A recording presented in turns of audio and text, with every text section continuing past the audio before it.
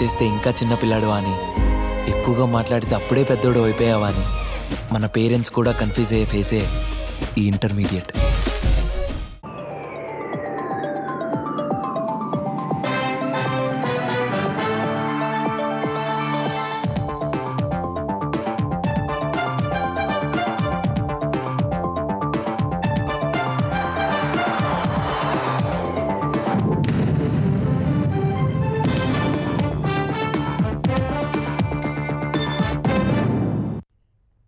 నమస్కారం, ETV news కు స్వాగతం. ముందుగా ముఖ్యాంశాలు. తెలంగాణలో రేపటి నుంచి వన మహోత్సవం. ఆచార్య జయశంకర్ వ్యవసాయ వర్సిటీలో మొక్కలు నాటనున్న సీఎం రేవంత్ రెడ్డి.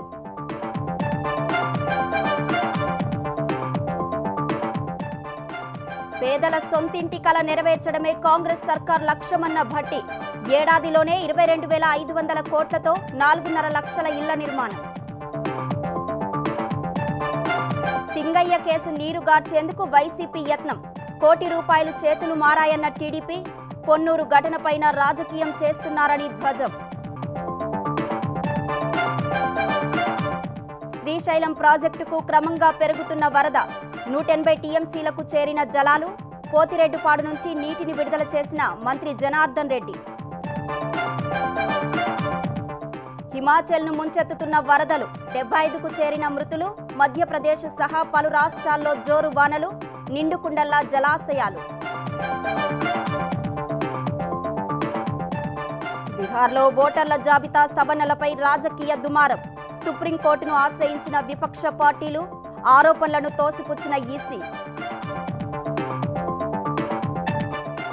బ్రెజిల్లో బ్రిక్స్ సదస్సుకు హాజరైన ప్రధాని మోదీ. సభ్య దేశాల అధినేతలతో సమావేశం.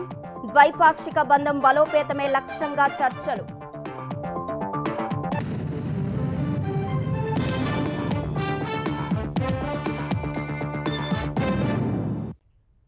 తెలంగాణ వ్యాప్తంగా రేపటి నుంచి వన మహోత్సవం కార్యక్రమం నిర్వహించనున్నారు. రేపు ఉదయం 8:30 గంటలకు రాజేంద్రనగర్లోని ప్రొఫెసర్ జయశంకర్ వ్యవసాయ విశ్వవిద్యాలయంలో సీఎం రేవంత్ రెడ్డి మొక్కలు నాటి కార్యక్రమాన్ని ప్రారంభించనున్నారు. ఈ ఏడాది తెలంగాణ వ్యాప్తంగా 18 కోట్ల మొక్కలు నాటాలని ప్రభుత్వం లక్ష్యంగా పెట్టుకుంది. ఈ మేరకు ఆయా శాఖలు జిల్లాల వారీగా పలు లక్ష్యాలు నిర్దేశించింది. మరోవైపు విశ్వవిద్యాలయంలోని బొటానికల్ గార్డెన్ ప్రాంతంలో కార్యక్రమం నిర్వహణ ఉంటుందని వ్యవసాయ varsity VC professor Aldas Janaiah తెలిపారు. కొన్నేళ్లుగా చిట్టడివిలాగా మారిన ఆ ప్రాంతాన్ని చదును చేస్తున్నామని వెల్లడించారు. ఈ క్యాంపస్లో మొత్తం న్యూ ప్లాంటేషన్తోని ఏదైతే ఈ యూకలిప్టస్ సుబాబు లాంటి అప్రయోజనకరమైన ఈ మొక్కలను తీసి వాటి స్థానంలో ఒక న్యూ ప్లాంటేషన్ చేసి దీనికి ఒక new green outlook face outlook కల్పించాలనే ఉద్దేశంతో ఈ కార్యక్రమాన్ని హెచ్ఎండిఏ వారు మాకు పూర్తి సహకరించి ఈ కార్యక్రమాన్ని ఆల్రెడీ గత 3 నెలల నుంచి జరుగుతుంది. సో ఆ జరుగుతున్న నేపథ్యంలోనే ఇక్కడ మొదలు పెట్టాలనుకొని ప్రభుత్వం డిసైడ్ చేసింది రేపటి కార్యక్రమం. తెలంగాణలో పేదల సొంతింటి కల నెరవేర్చడమే కాంగ్రెస్ ప్రభుత్వ లక్ష్యమని ఉప ముఖ్యమంత్రి భట్టి విక్రమార్క అన్నారు. ఖమ్మం జిల్లా మధిర నియోజకవర్గంలో ఇందిరమ్మ ఇళ్ల లబ్ధిదారులకు మంజూరు పత్రాలను పంపిణీ చేశారు. దేశంలోనే ఎక్కడా లేని విధంగా తొలి ఏడాదిలోనే 22,500 కోట్ల రూపాయలతో 4,50,000 ఇందిరమ్మ ఇళ్లు మంజూరు చేసినట్లు భట్టి విక్రమార్క తెలిపారు. 93 లక్షల కుటుంబాలకు సన్నబియ్యం పంపిణీ చేస్తున్నట్లు వివరించారు. 10 ఏళ్ల బీఆర్ఎస్ పాలనలో పేదలను పట్టించుకోలేదని భట్టి విక్రమార్క విమర్శించారు.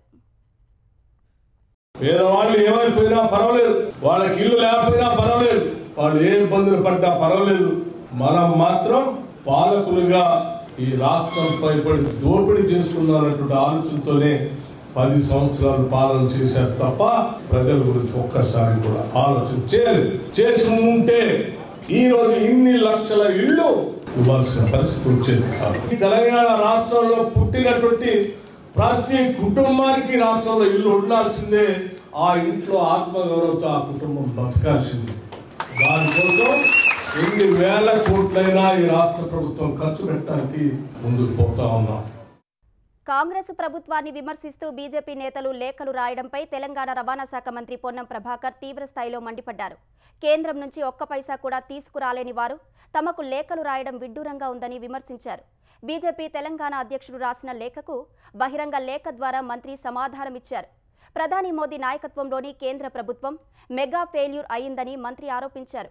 గత 3 లోక్సభ ఎన్నికల్లో ఇచ్చిన ప్రధాన హామీలను బీజేపీ పూర్తిగా విస్మరించిందని, ప్రజల ఆశపై నీళ్లు చల్లిందని ఆరోపించారు. బీజేపీ వైఫల్యాలు రాస్తే రామాయణమంతా, వింటే భారతమంతా ఉంటాయని ఎద్దేవా చేసిన మంత్రి అలాంటి పార్టీ లేఖలు రాయడం హాస్యాస్పదంగా ఉందని వ్యాఖ్యానించారు. 10 రోజుల్లో కన్నెపల్లి పంప్ హౌస్ మోటార్లు ఆన్ చేయకపోతే మాజీ సీఎం కేసీఆర్ నేతృత్వంలో లక్షలాది మంది రైతులతో కలిసి తామే ప్రారంభిస్తామని మాజీ మంత్రి హరీష్ రావు తెలంగాణ ప్రభుత్వాన్ని హెచ్చరించారు. బీఆర్ఎస్పై ఉన్న కోపంతో కాంగ్రెస్ సర్కార్ రైతుల నోట్లో మట్టి కొడుతోందని ఆరోపించారు. తెలంగాణలో సాగునీటి పరిస్థితిని మాజీ మంత్రులు వేముల ప్రశాంత్ రెడ్డి, సత్యవతి రాథోడ్ కలిసి తెలంగాణ భవన్లో వివరించారు. మేడిగడ్డ గేట్లు ఎత్తినప్పటికీ కన్నెపల్లి నుంచి నీళ్లు ఎత్తిపోసే అవకాశమున్నా ఎందుకు చోద్యం చూస్తున్నారని ప్రశ్నించారు. కృష్ణానదిలో వరద ప్రారంభమై నెల రోజులు దాటుతున్నా కల్వకుర్తి మోటార్లు ప్రారంభించకుండా పాలమూరుకు అన్యాయం చేస్తున్నారని మండిపడ్డారు. సీఎం రేవంత్, కేంద్ర మంత్రి కిషన్ రెడ్డి బంధంలో భాగంగానే ఎన్డీఎస్ఏ నివేదిక పేరుతో మేడిగడ్డకు మరమ్మతులు చేయట్లేదని ధ్వజమెత్తారు. మరి Annaram safe, Sundilla safe, Kannepalli pump house perfect ఉన్నది, నదిలో నీళ్లున్నాయి, మోటార్ ఒత్తితే లక్షల ఎకరాల్లో పంట పడుతుంది కదా.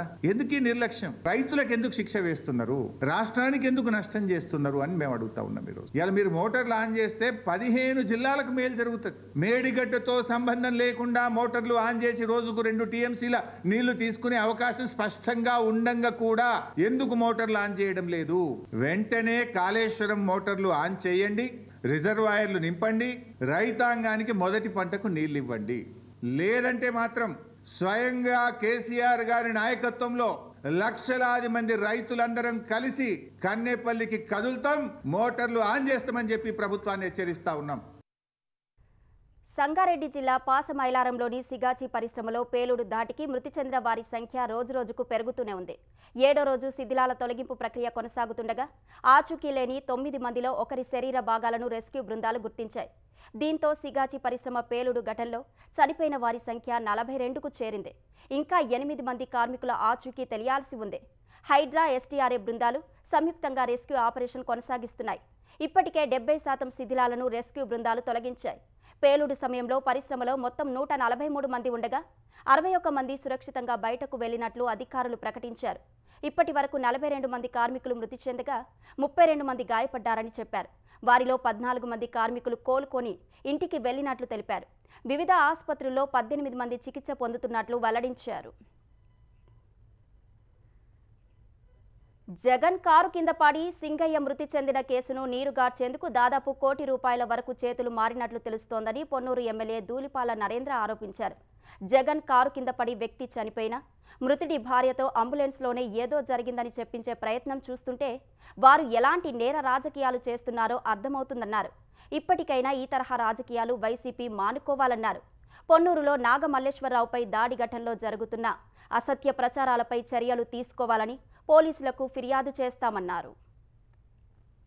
బొనిగల నాగమల్లేశ్వరరావు మీద దాడి జరిగిన తర్వాత ప్రభుత్వ ఆసుపత్రికి తీసుకెళ్లకుండా వైకాపా నాయకురాలు, కోస్తే నాది వైకాపా రక్తం అని చెప్పే నాయకురాలకు సంబంధించిన ఆసుపత్రికి ఎందుకు తీసుకెళ్లారు? కావాలని వాళ్ళ నాయకురాలు ఆసుపత్రికి తీసుకువెళ్ళి పరిస్థితి విషమంగా ఉంది అని సృష్టించాలనే ఒక కుట్రతో బొనిగల నాగమల్లేశ్వరరావుకి అక్కడ సరైన వైద్యం అందించలేదనేది నాకున్న ప్రాథమికమైన సమాచారం. జగన్మోహన్ రెడ్డి గారు కారు కింద పడితే అనధికారమైన సమాచారం ప్రకారం ₹1 కోటి చేతులు మారినాయి అని చెప్తున్నారు. వాళ్ళ సానుభూతి పరులైన కొంతమంది ఉద్యోగులు కేసు కథ అల్లటానికి, కేసు నేరేట్ చేయడానికి, ఏది జగన్మోహన్ రెడ్డి కారు కాదు, పలానా కారు అక్కడ ఉందని చెప్పడం, దాన్ని తీసుకురావడం, తర్వాత అసలు వీడియోలు బయటకు వచ్చిన తర్వాత జగన్మోహన్ రెడ్డి కారు అని నిర్ధారించడం, ₹1 కోటి చేతులు మారినాయి అంటున్నారు. నిజమో కాదో ప్రభుత్వం తేల్చాలి. శ్రీశైలం జలాశయానికి వరద ప్రవాహం క్రమంగా పెరుగుతోంది. జూరాల, సుంకేసుల ప్రాజెక్టుల నుంచి 186,212 క్యూసెక్లు శ్రీశైలం జలాశయంలోకి చేరుతోంది. శ్రీశైలం నుంచి అవుట్ఫ్లో 77,740 క్యూసెక్లు ఉంది. ఎడమగట్టు విద్యుత్ కేంద్రం నుంచి 35,315, కుడిగట్టు విద్యుత్ కేంద్రం నుంచి 32,425 క్యూసెక్లు విద్యుత్ ఉత్పత్తి ద్వారా నాగార్జున సాగర్కు విడుదల చేస్తున్నారు. పోతిరెడ్డిపాడు నుంచి 10,000 క్యూసెక్ల నీరు విడుదల చేస్తున్నారు. శ్రీశైలం పూర్తి స్థాయి నీటి మట్టం 885 అడుగులు కాగా ప్రస్తుతం 879.30 అడుగులకు చేరింది. ప్రాజెక్టు పూర్తి స్థాయి నీటి నిల్వ సామర్థ్యం 215.80 టీఎంసీలు కాగా ప్రస్తుతం 180.42 టీఎంసీలకు చేరింది. శ్రీశైలం ప్రాజెక్టును జలవనరుల నిపుణుడు కన్నయ్య నాయుడు పరిశీలించారు. ఆనకట్ట రేడియల్ క్రస్ట్ గేట్ల పరిస్థితిని క్షుణ్ణంగా పరిశీలించిన ఆయన 10వ నెంబర్ గేట్ ద్వారా వచ్చే లీకేజీ వల్ల ఇబ్బందేమీ లేదన్నారు. గేటు నుంచి నీటి లీకేజ్ 10% కంటే తక్కువగా ఉందన్నారు. రేడియల్ క్రస్ట్ గేట్లకు క్రమం తప్పకుండా పెయింటింగ్ వేయాలన్నారు. మరో 5 ఏళ్లకైనా రేడియల్ క్రస్ట్ గేట్లు కొత్తవి ఏర్పాటు చేయాలని సూచించారు. కొత్త గేట్లు ఏర్పాటు చేయకపోతే తుంగభద్ర పరిస్థితి ఎదురయ్యే ప్రమాదం ఉందన్నారు. శ్రీశైలం గేట్ల నిర్వహణకు ప్రభుత్వం నిధులు కేటాయించాలని కన్నయ్య నాయుడు సూచించారు. శ్రీశైలం ఆనకట్ట నుంచి 60 మీటర్ల దూరంలో ప్లంజ్ పూల్ ఉందన్న ఆయన దానివల్ల ప్రమాదం లేదని చెప్పారు. నంద్యాల జిల్లా జూపాడు బంగ్లా మండలంలోని పోతిరెడ్డిపాడు హెడ్ రెగ్యులేటర్ నుంచి మంత్రి బీసీ జనార్దన్ రెడ్డి నీటిని విడుదల చేశారు. ఆయనతో పాటు నంద్యాల ఎంపీ శబరి, నందికొట్కూరు ఎమ్మెల్యే జయసూర్య యంత్రాలకు పూజలు నిర్వహించి మోటార్లు ఆన్ చేశారు. 3వ మోటార్ నుంచి 1000 క్యూసెక్ల నీటిని శ్రీశైలం ప్రధాన కాలువకు విడుదల చేశారు.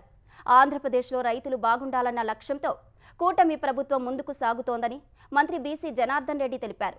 పోతిరెడ్డిపాడు నుంచి బనకచెల్ల హెడ్ రెగ్యులేటర్ వరకు ప్రధాన కాలువ నుంచి వెళ్లిన నీరు తెలుగు గంగా, కేసీ కెనాల్, అబుకు రిజర్వాయర్కు 3 పాయలుగా గ్రావిటీపై వెళ్తుందన్నారు.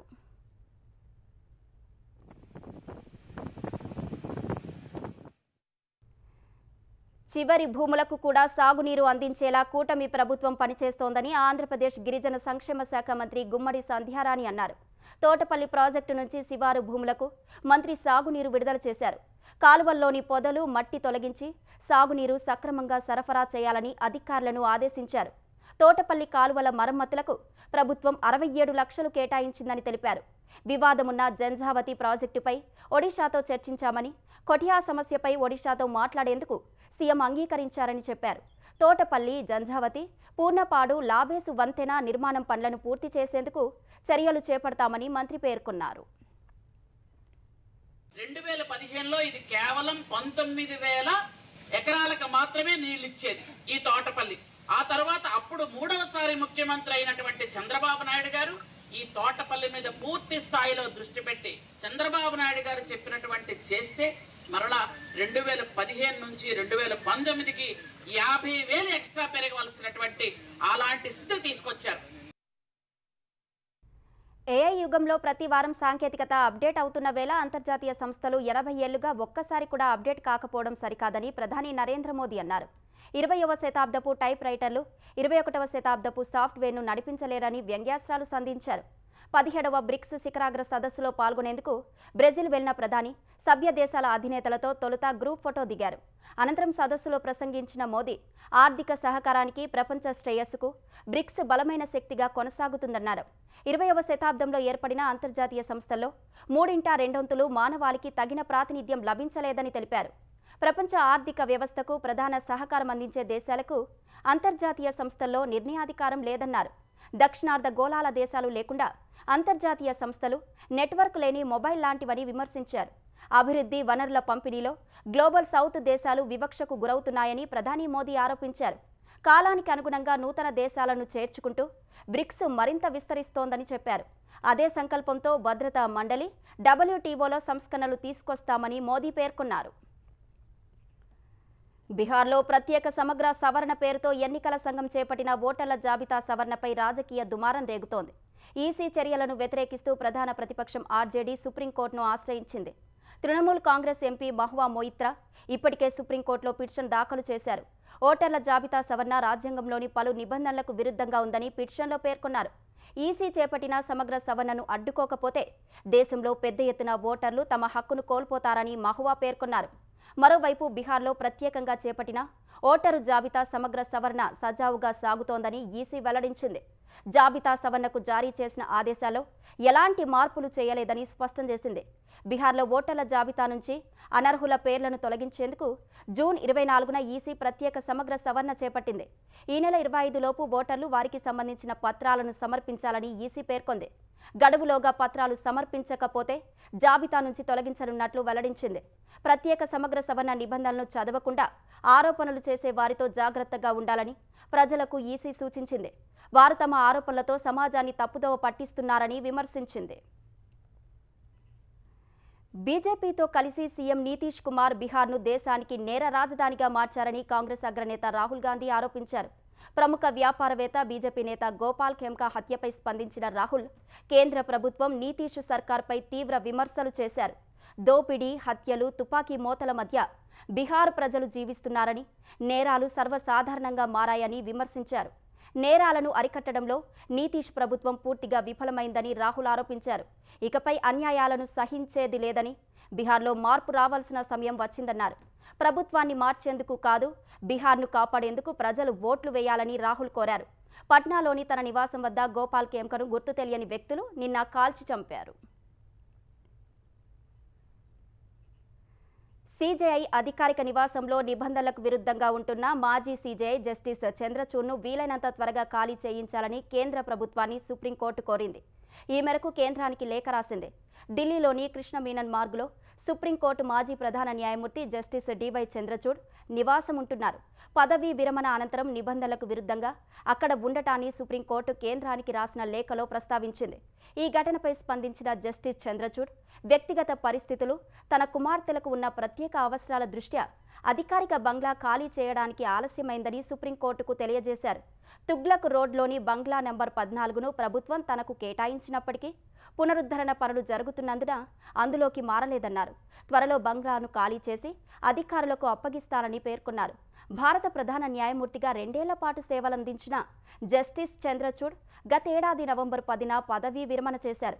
అనంతరం సీజేఐగా విధులు నిర్వహించిన జస్టిస్ సంజీవ్ ఖన్నా, ప్రస్తుత ప్రధాన న్యాయమూర్తి జస్టిస్ గవాయ్ ఇద్దరూ అధికారిక నివాసంలోకి మారలేదు. పదవీ విరమణ చేసిన నాటి నుంచి జస్టిస్ చంద్రచూడ్ ఢిల్లీలోని సీజేఐ అధికారిక భవనంలోనే నివాసం ఉంటున్నారు. హిమాచల్ ప్రదేశ్లో వర్ష బీభత్సం కొనసాగుతోంది. మండి జిల్లాలో భారీ వర్షాల కారణంగా మరణించిన వారి సంఖ్య 75కు చేరింది. హిమాచల్ ప్రదేశ్ వ్యాప్తంగా ప్రధాన రహదారులపై కొండ చర్యలు విరిగిపడడం, ఆకస్మిక వరదలు, కుంభవృష్టితో పరిస్థితి దారుణంగా ఉంది. ఈ నేపథ్యంలో చాలా చోట్ల సహాయక చర్యలకు ఆటంకం ఏర్పడుతోంది.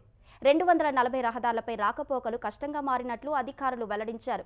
కంగ్రా, సిర్మూర్, మండి జిల్లాలో భారీ నుంచి అతి భారీ వర్షాలు పడే ప్రమాదముందని వాతావరణ శాఖ పేర్కొంది. నిన్న ఒక్కరోజులోనే 115 నుంచి 204 మిల్లీమీటర్ల వర్షపాతం నమోదవగా రెడ్ అలర్ట్ జారీ చేసింది. చంబా, కంగ్రా, మండి, సిమ్లా, సిర్మూర్ జిల్లాలో ఆకస్మిక వరదలు రావచ్చని హెచ్చరించింది. ఉనా, బిలాస్పూర్, హమీర్పూర్, సిమ్లా, కుల్లు జిల్లాలోనూ ఆరెంజ్ అలర్ట్ ప్రకటించింది. చాలా చోట్ల కొండ చర్యలు విరిగిపడే ప్రమాదముందన్న అధికారులు బలహీనమైన నిర్మాణాల నుంచి ప్రజలు ఖాళీ చేయాలని హెచ్చరించారు. హిమాచల్లో ఆకస్మిక వరదల కారణంగా ఇప్పటి వరకు 566 కోట్ల రూపాయల మేర ఆస్తి నష్టం జరిగినట్లు ప్రభుత్వం ప్రకటించింది.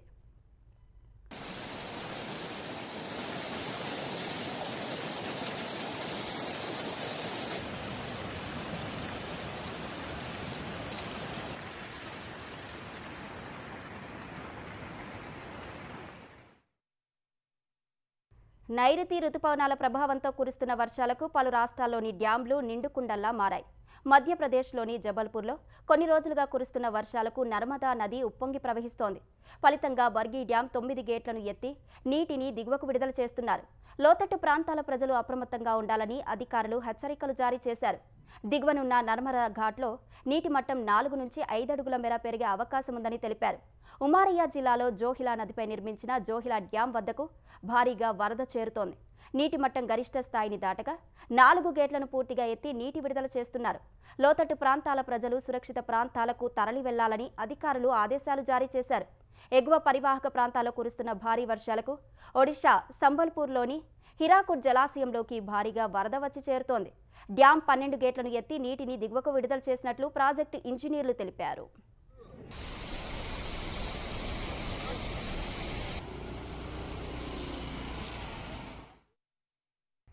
మహారాష్ట్రలోని పలు ప్రాంతాల్లో కురుస్తున్న భారీ వర్షాలకు గోదావరి పోటెత్తుతోంది. నాసిక్లోని పంచవతి ప్రాంతంలో గోదావరి నీటి మట్టం క్రమంగా పెరుగుతోంది. పంచవతిలో చిన్న ఆలయాలు, వంతెనలు, తీర ప్రాంతంలో అనేక నిర్మాణాలను వరద ముంచెత్తింది. గంగాపూర్ డ్యాం పరిసర ప్రాంతాల్లోనూ గోదావరిలో నీటి మట్టం బాగా పెరుగుతోంది. ఈ పరిస్థితుల్లో గంగాపూర్ డ్యాం నుంచి భారీగా నీటిని కిందకు వదులుతున్నారు. వరద ఉధృతి పెరుగుతున్న వేళ అధికార యంత్రాంగం పరిస్థితిని పర్యవేక్షిస్తోంది. లోతట్టు ప్రాంతాల్లో ప్రజలను అప్రమత్తం చేస్తోంది. గోదావరి పోటెత్తడంతో పంచవతిలో దుకాణదారులు తమ వస్తువులు, సామాగ్రిని రక్షించుకునేందుకు తంటాలు పడ్డారు.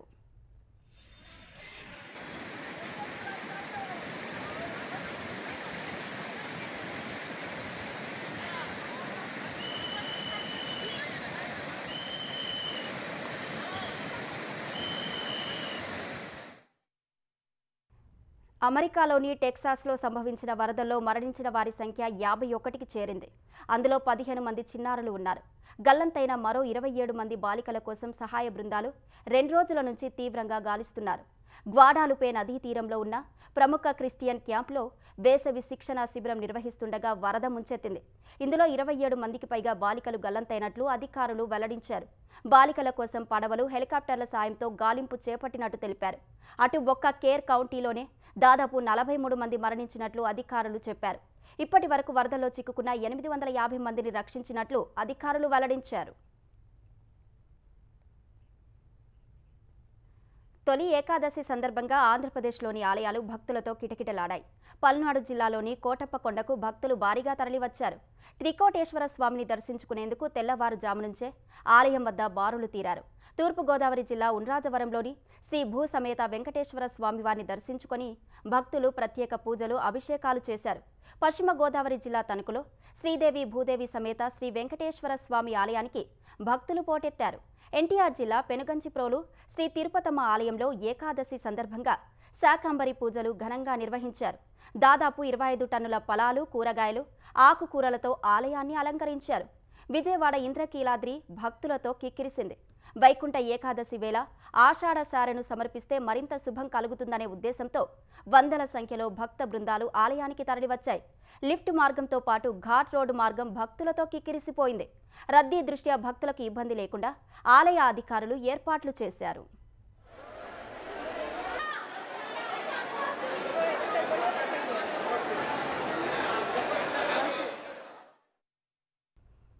తెలంగాణ వ్యాప్తంగా తొలి ఏకాదశిని ప్రజలు ఘనంగా జరుపుకున్నారు. తెల్లవారుజాము నుంచే ఆలయాలకు వెళ్లి ప్రత్యేక పూజల్లో పాల్గొన్నారు. భద్రాద్రి శ్రీరామచంద్ర స్వామి ఆలయానికి భక్తులు పోటెత్తారు. స్వామివారిని దర్శించుకొని ప్రత్యేక పూజలు చేశారు. యాదగిరిగుట్ట శ్రీ లక్ష్మీ నరసింహ ఆలయంలో 1,00,000 పుష్పార్చన నిర్వహించారు. అధిక సంఖ్యలో భక్తులు స్వామివారిని దర్శించుకున్నారు. పెద్దపల్లి జిల్లా మంథలిలో భక్తులు గోదావరిలో పవిత్ర స్నానాలు ఆచరించారు. శ్రీ గౌతమేశ్వర, భిక్షేశ్వర, ఓంకారేశ్వర ఆలయాల్లో భక్తులు ప్రత్యేక పూజలు, అభిషేకాలు నిర్వహించారు. జయశంకర్ భూపాలపల్లి జిల్లా కాళేశ్వరంలోని త్రివేణి సంగమం వద్ద పుణ్యస్నానాలు ఆచరించారు. కాళేశ్వర ముక్తేశ్వర స్వామి వారిని దర్శించుకొని ప్రత్యేక అభిషేకాలు చేశారు.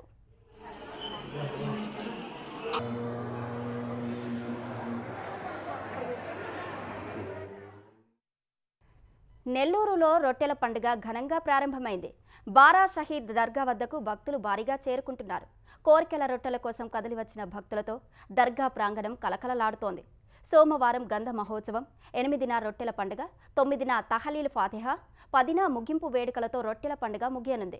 5 రోజులు జరిగే రొట్టెల పండుగకు 15 లక్షల మంది వస్తారన్న అంచనాతో జిల్లా యంత్రాంగం విస్తృత ఏర్పాట్లు చేసింది. 5,000 మంది సిబ్బందితో పారిశుద్ధ్య పనులు, 1,600 మంది పోలీసులతో బందోబస్తు ఏర్పాటు చేసింది. స్వర్ణాల చెరువు వద్ద అవాంఛనీయ ఘటనలు జరగకుండా రక్షణ చర్యలు చేపట్టారు.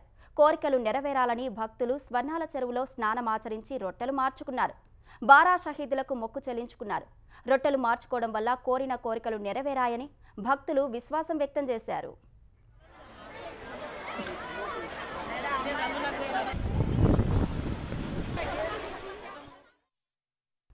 పూరి జగన్నాథుడి వార్షిక రథోత్సవంలో భాగంగా నిర్వహించే సునాబేష క్రతువును వీక్షించేందుకు లక్షలాది మంది భక్తులు తరలివచ్చారు. సునాబేషాలో భాగంగా జగన్నాథుడు, బలభద్రుడు, సుభద్రలను 208 కిలోల బంగారు నగలతో అలంకరించారు. ఈ సాయంత్రం 6:30కు మొదలైన సునాబేష రాత్రి 11 గంటల వరకు సాగనుందని శ్రీ జగన్నాథ ఆలయ యంత్రాంగం తెలిపింది. ఏటా 5 సార్లు 3 దేవతామూర్తులను బంగారు నగలతో అలంకరిస్తుంటారు. ఆషాఢ శుక్ల ఏకాదశి రోజున మాత్రం జగన్నాథుడు, బలభద్రుడు, సుభద్రలను రథాలపై ఉంచి నగలను అలంకరిస్తారు.